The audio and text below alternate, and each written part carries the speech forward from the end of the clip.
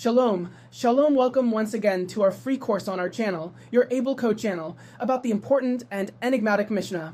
That encyclopedia of extra-biblical knowledge that for centuries has been passed on by word of mouth between father and son, and from teacher to disciple since biblical times.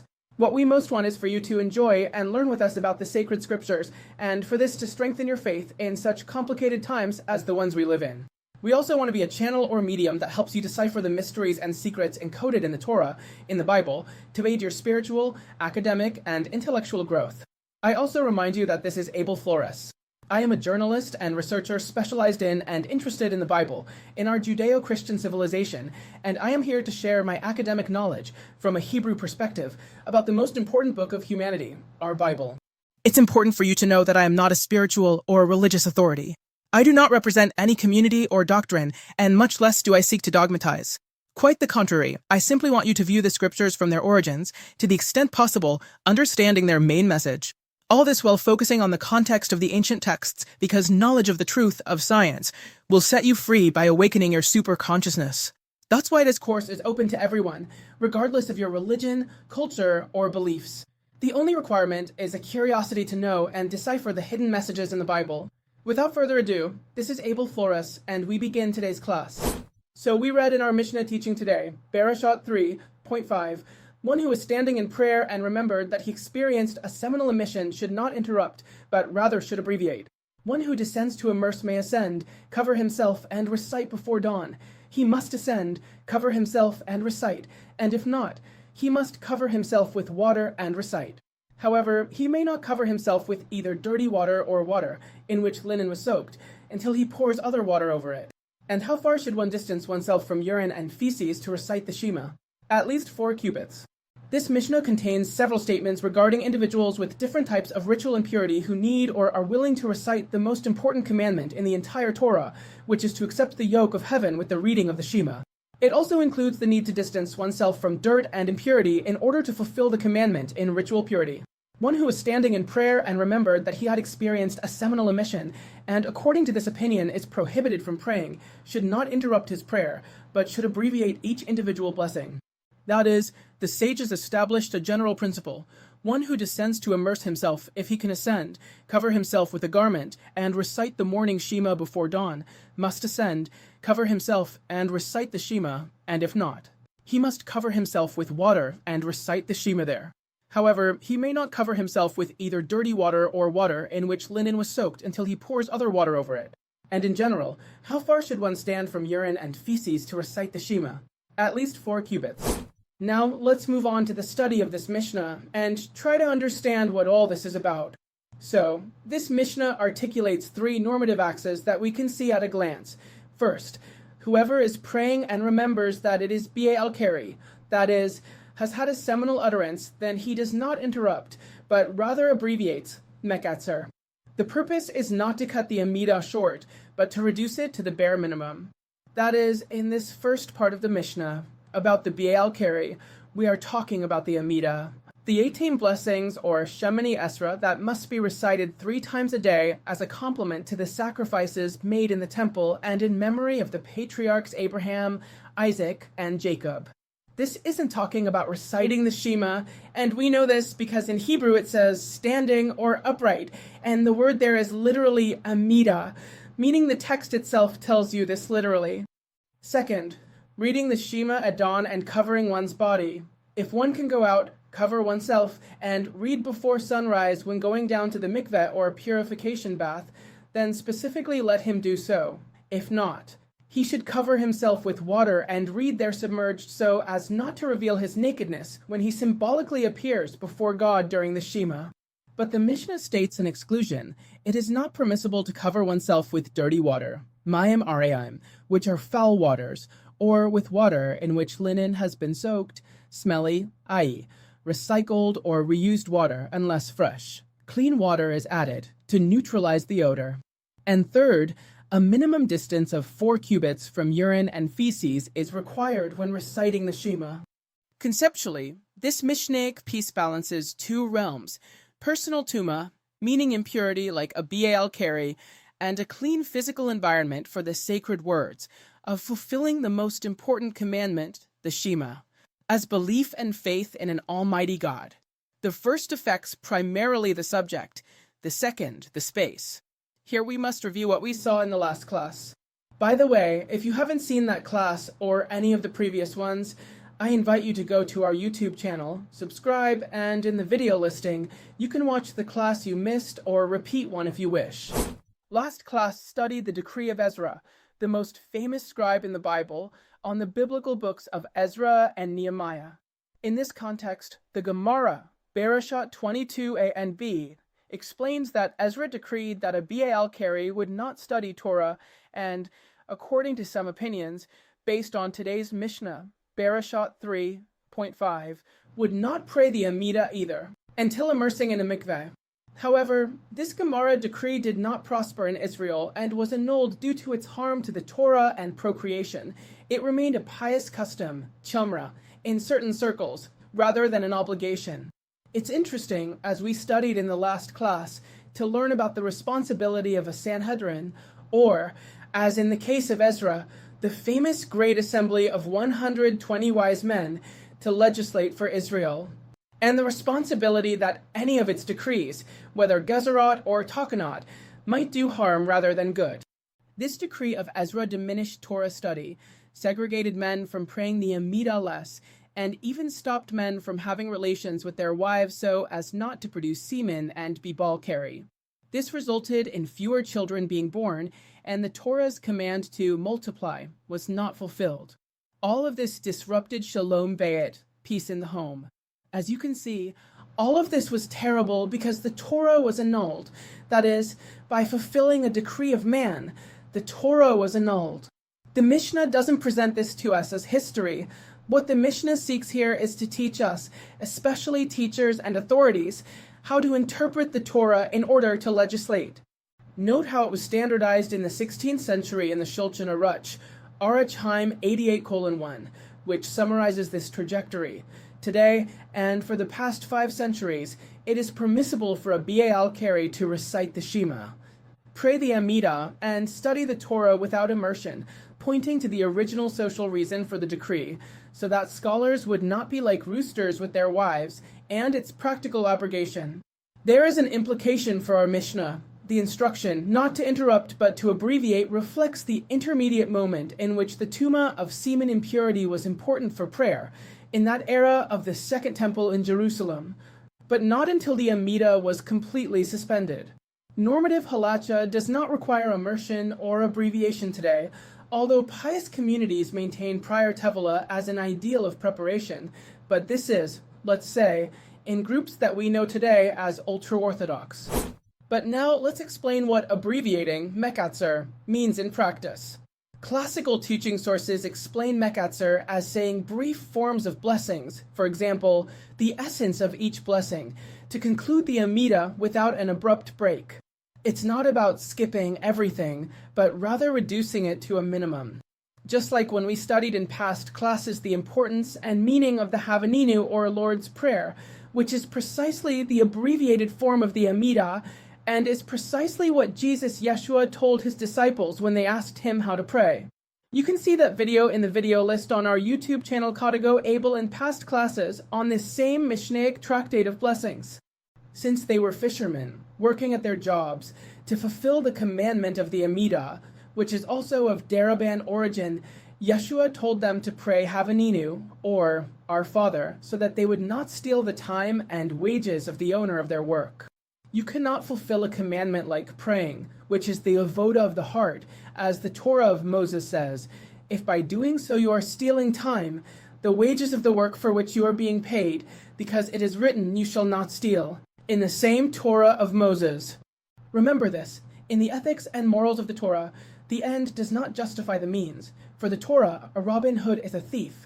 And for the teaching of Yeshua, for example, even stealing time from one's work to pray is wrong, which is why the rabbis ask that prayers be shortened in order to fulfill God's commandment without harming one's neighbor. Because even worse is trying to fulfill a commandment by harming one's neighbor is taking God's name in vain, one of the worst sins in the entire Torah of Moses. No. Another topic our Mishnah addresses today is covering with water and disqualification, due to the foul odor of that same water. Covering your body completely with water alludes to immersing yourself so that the water acts as a covering from urva, nakedness, because you cannot appear before God, reciting the Amidah, where in fact you have to stand upright or erect, which is what it means being naked before the King of Kings, before the Creator of the universe. But the Mishnah excludes dirty water or linen soaking water because of its stench. Adding clean or pure water dilutes the odor and restores the possibility of reciting, depending on the ratio of dirty to clean water, but we will explore this later. The rabbinic literature codified in Shulchan Aruch 76 to 79 elaborates on all of this and develops these criteria: purity of the environment, odors, and distance from unclean places. But to better understand all this, we need to study what a mikveh is, from its definition and biblical rabbinic sources to its spiritual and Kabbalistic meaning. Mikveh is a Hebrew word that literally means gathering or accumulation of water, from the Hebrew mikveh mayim, accumulation of water. It is a ritual installation of natural water intended to achieve ritual purification, tahara, in Judaism. It is not a bath or a hygienic pool, but at first glance it appears to be one, except that it has special conditions. Physical cleansing such as bathing with soap and shampoo, cutting nails, removing dirt, cleaning ears. And all of that must be done before entering. So the mikveh has a spiritual legal purpose. The Bible mentions it in Leviticus 11 verse 36, which says, mikveh mayim, when speaking of living waters that purify.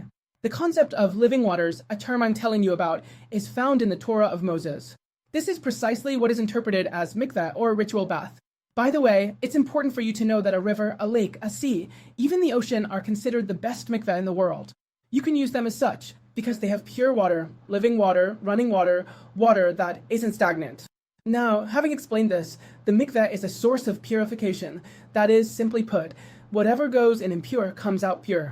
So the Torah requires ritual immersion for women after menstruation or childbirth, for people and objects after contact with certain impurities, such as a corpse, seminal emissions, leprosy, impure foods, and also for the Kohanim priests before certain services in the temple. The sages developed a treatise in the Mishnah called Mikveh, where all these topics are studied in depth. In our free course on our Able Code channel, which is the same course you are taking today, it's time to study all of this in depth from a Hebrew and academic perspective.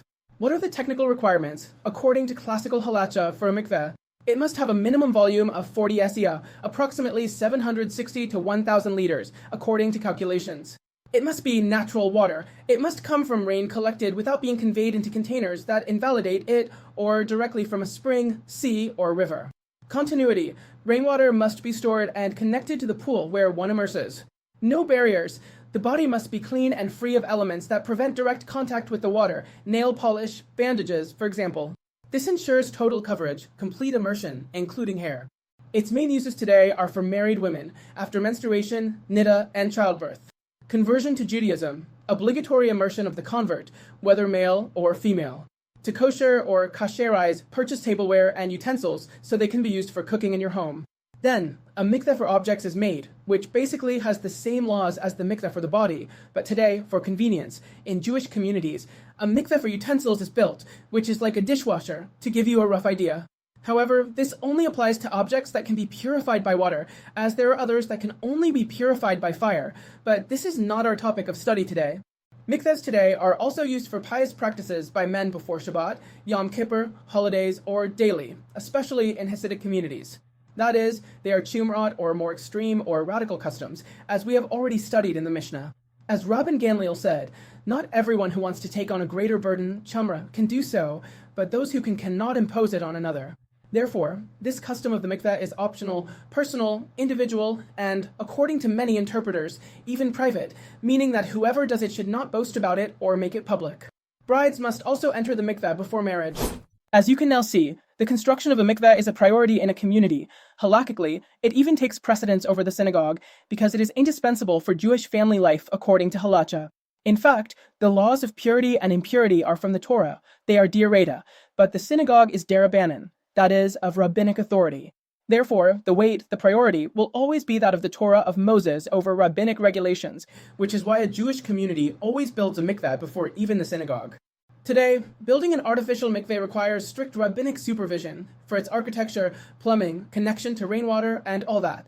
Therefore, if you lack the knowledge or the ability to build a mikveh, don't worry, because to fulfill the Torah, if it is in your heart, the Creator of the world has given humanity a natural mikveh, like any river, lake, or sea near your home. It is the best mikveh of all creation, because it was not created by the hand of man, but by the creator of the universe, who supervised and constantly supervises it.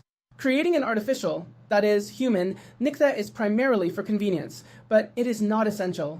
No, it's important for you to know this.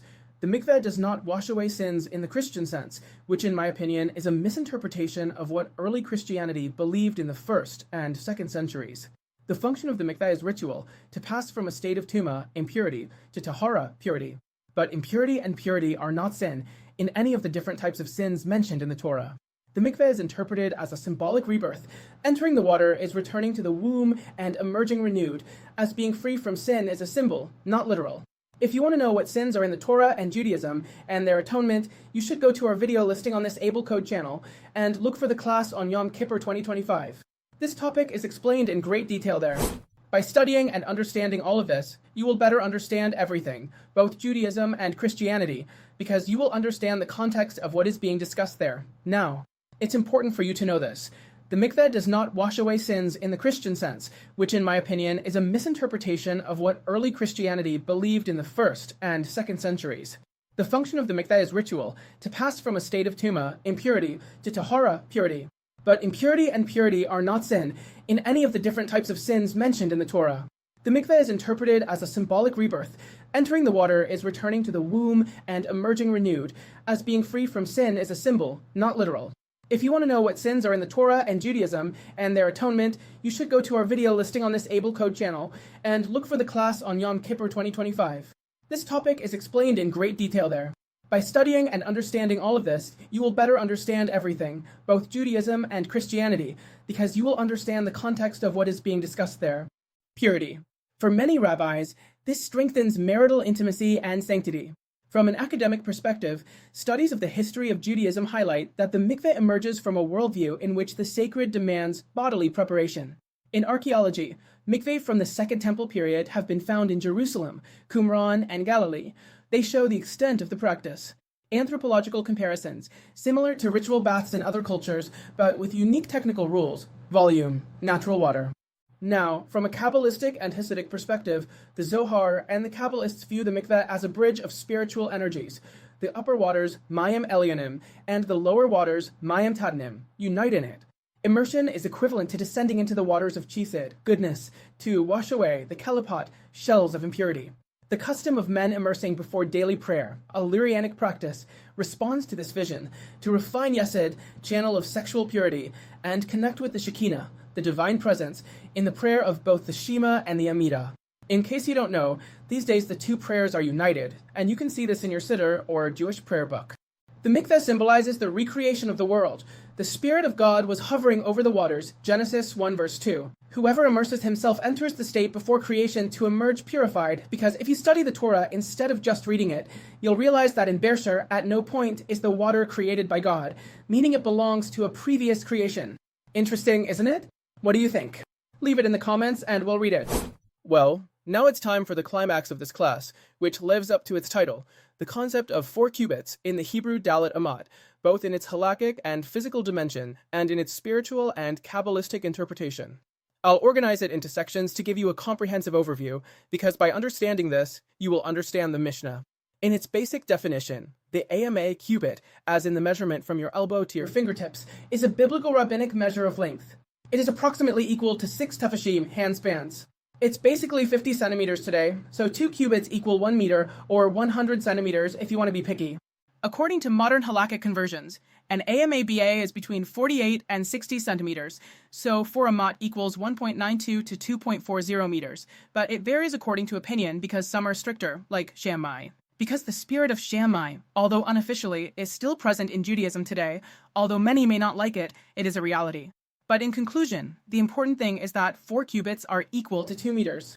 The concept of Dalet Amat, 4 cubits, is omnipresent throughout the Mishnah and therefore throughout the Talmud, the Zohar, and the Kabbalah.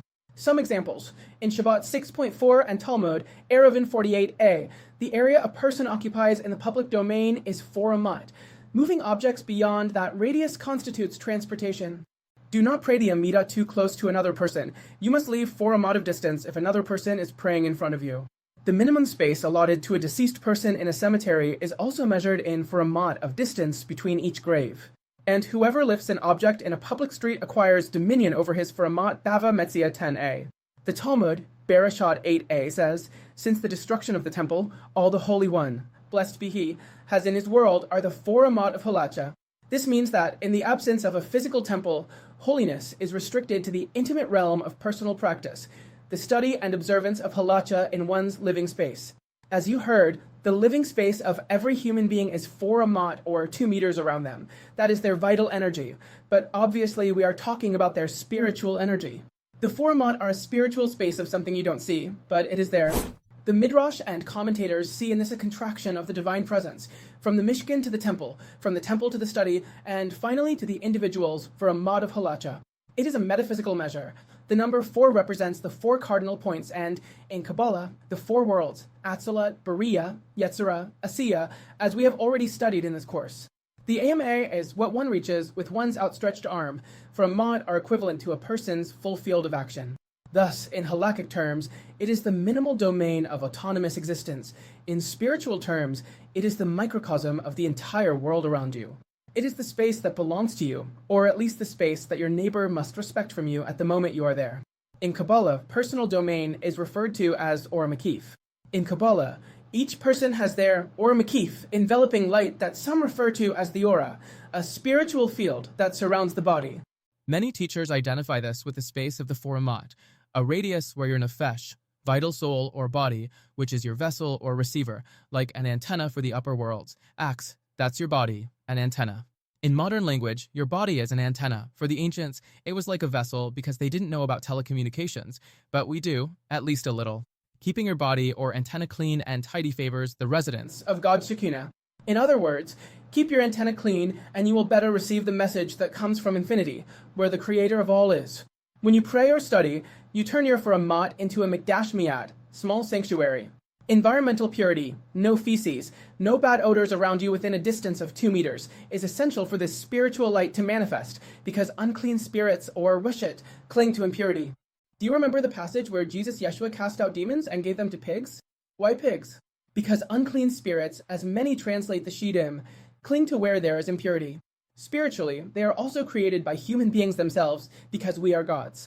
And they, our very creations through evil deeds, eat the impurities of the environment. So, here you understand why not eating kosher is bringing impurity into your body, defiling your antenna, causing impurities to stick to your soul, and that will bring bad influences that will cause you to sin, because your yatzer will eat from there. So, what's the use of the mikveh? Just as the mikveh symbolizes the return to the primordial state of water, for a mot symbolizes your primordial territory of holiness on dry land. It's not just a physical space, but a vibratory space where your word resides. The power of the mikveh is that by entering completely underwater, the spirits of impurity come out, because water is a purifying material, and by entering 100% underwater, all impurities are detached, left outside. And since they have nowhere to attach themselves, they go away, disappear, and die. You have to understand that impure, evil, and dark forces are like spiritual parasites. They have no life of their own if they don't attach themselves to something, and if they don't have anywhere to attach themselves, they die. Therefore, respecting the 2-meter distance from another person praying or from a source of impurity is not mere hygiene, but creating a domain of purity around you so that your neshama, which is within, can increase the chaya, which is your aura. Because nefesh, which is the body, ruach, which is your mind, neshama, which is your soul, and chaya, which is your aura, are all in one, but they only manifest themselves. It's like an evolution, a manifestation. They are all united, only they hide or manifest according to your spiritual level at each specific moment in your life. For example, when you sleep or die, your soul or neshama leaves, because it is always alive, it never dies, and at night it returns to its Father in heaven. So, preparing the place of prayer, order, cleanliness, pleasant smell, is not an accessory. It purifies your spiritual field. That's why in a synagogue, incense or scented candles are lit. It's not out of idolatry, like in a Catholic church where they light candles for the saints, no. In a synagogue, like in the temple, there was a pleasing smell, because smell is the only sense that cannot be seen. That is, it is spiritual. Everything you smell is spiritual, regardless of whether we are in this material world of Asia. It's the only sense, smell, that, not having been involved in sin in Eden, remained intact as it was created in perfection by God. Otherwise, your sight can deceive you. There is even psychological evidence to prove this. Your hearing can deceive you, your touch can deceive you, and your taste can deceive you, but your smell, spiritually speaking, will never deceive you. Hence the Kabbalistic expression, it smells like Shabbat. Elevate your intellectual consciousness, which resides in your neshama, to a super consciousness that is your haya or aura. When you move on Shabbat or pray, think of yourself as within your furamat, your mini-world, where your mitzvot operate and where your antenna connects to infinity. Studies of religious anthropology view the role of furamat as a liminal space, the zone between the body and the collective, where the law defines the legal person. Kabbalah translates this to an energetic person, the radius of an individual's spiritual influence. That is, to the aura that has its color and its smell. The concept of 4 cubits is not only a technical measurement, which it also is, but the legal translation of a person's vital radius. Visibly, it delimits your physical and halakhic domain. Invisible, it symbolizes your spiritual aura and the 4 levels of the cosmos that you can order around you. These 4 levels of your soul have a direct and proportional relationship with the 4 universes of creation: the Asia, or material world, with your nefesh, or body; the Yetzirah, or mental world, with its ruach, or spirit. This is the world of ideas of the mind. The Bria world is your neshama, or soul, and Atzilut connects with your chaya, or aura. All of this is connected, but if you don't develop it, if you don't evolve, you end up being like an animal, with nefesh, vital instincts, and you live to survive by instinct. But if you seek to transcend, from learning to read and speak, then you begin to evolve until you awaken your super consciousness. Understanding this helps you see each rule of distance and purity not as a formality, but as the active construction of your personal sanctuary in the material world. Because everything is connected in the multiverse. As above, so below, as there, so here.